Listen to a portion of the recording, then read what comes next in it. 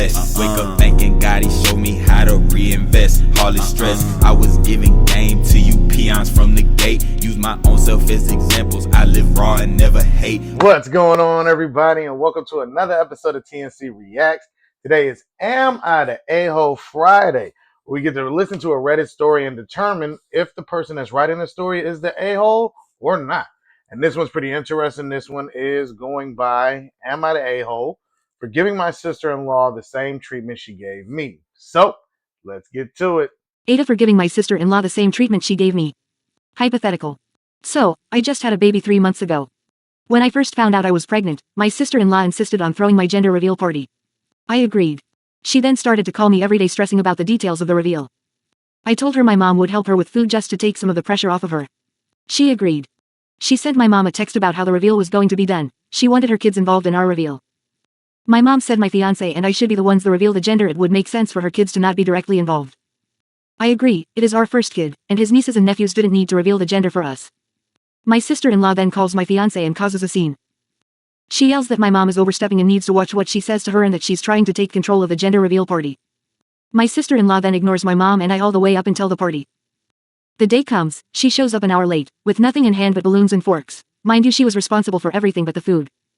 She also shows up in a white see-through dress and heels. The party was at a park under a gazebo. She doesn't speak to me or any of my family the entire time.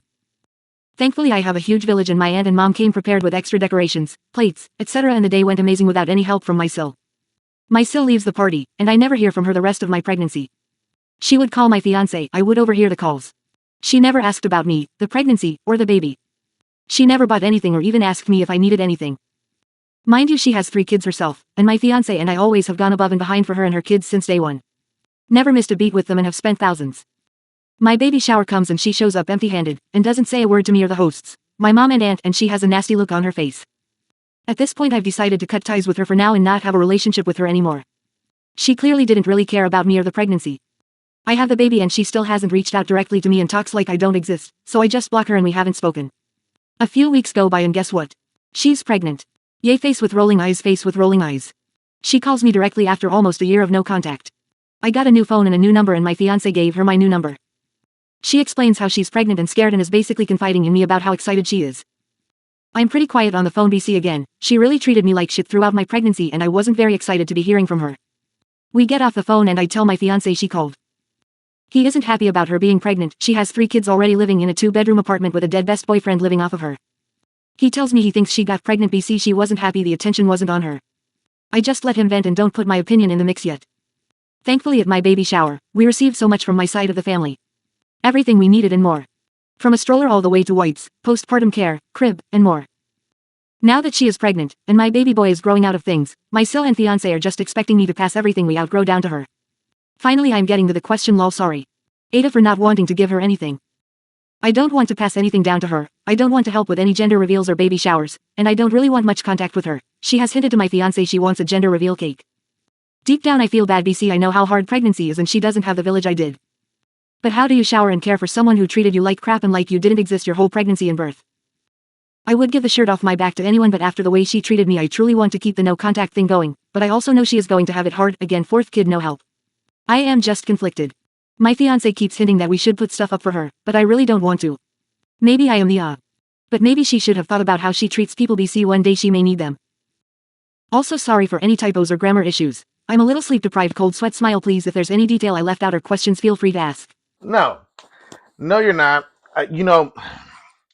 There's a weird thing with sisters-in-law, brother-in-laws, things like that.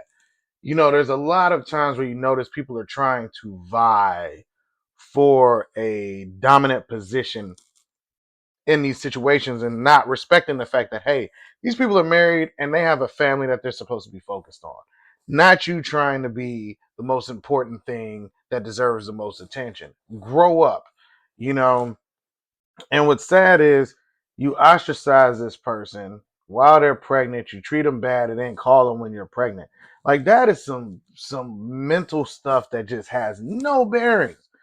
I mean, I don't care. I mean, if the clothes is going bad, I'm getting rid of them anyway. So yeah, send them off. But I might, I might be petty and be like, yo, you got to pay for these. You know what I mean? I done spent money on them, yo. you can buy them for half off or whatever, or I'm sending them over to Goodwill. If you send them to Goodwill, just give them to the fam, whatever. Sometimes I'm just passive, but realistically, I wouldn't have had the conversations with that individual either. I'd have been like, hey, man, I don't have no words for you. Don't think I ain't not talked to you for a year for no reason. You was wrong, you was rude, you was disrespectful. I have no reason to talk to you, so don't call me with this. Find a home girl to be friends with and talk to about it. Or get therapy. And I'd have left it at that. There would have been nothing else to speak about because of how you did me before. I don't have to be nice when you did me wrong. I'm gonna make it very quick. Hey man, there's nothing to talk about. Have a good one. And I'm on my business. You know what I mean? But are you the a-hole? No, because you didn't do anything wrong. But let me know what y'all think down in the comments section. And be on the lookout for more videos. All right, everybody? Peace.